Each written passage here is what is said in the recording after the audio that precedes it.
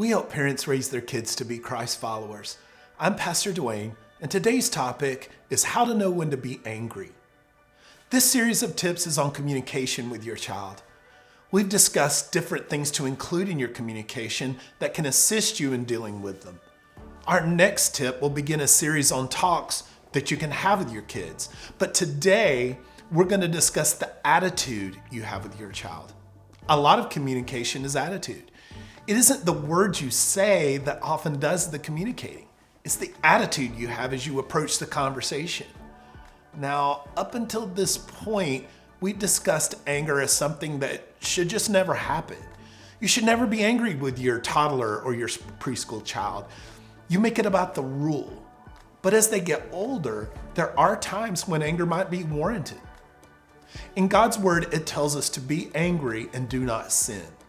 It seems to imply that there's a line with anger you don't cross, but there are appropriate times to be angry. I want to make sure I'm clear about this. Anger is the exception and not the rule. The times you got angry should stick out, and they should stick out on purpose.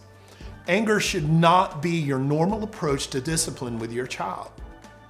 But think about it. If someone is yelling at your child or someone is hurting your child, there is a time for you to rise up, and there may be times where you should show anger.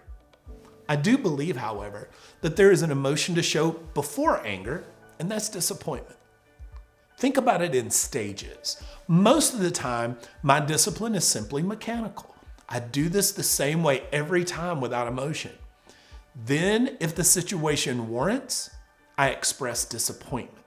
This is my escalation. Some people go right from mechanical to anger. Don't do that. Go from anger to disappointment.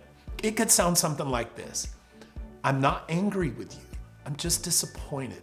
I know you know better, and what you did was just disappointing. Finally, if the situation warrants, show anger. For example, if your 10-year-old purposefully injures your 5-year-old, you might need to show some anger. There is a time to rise up. There are times God shows anger, and you can't be afraid to show your anger as a parent when it's warranted.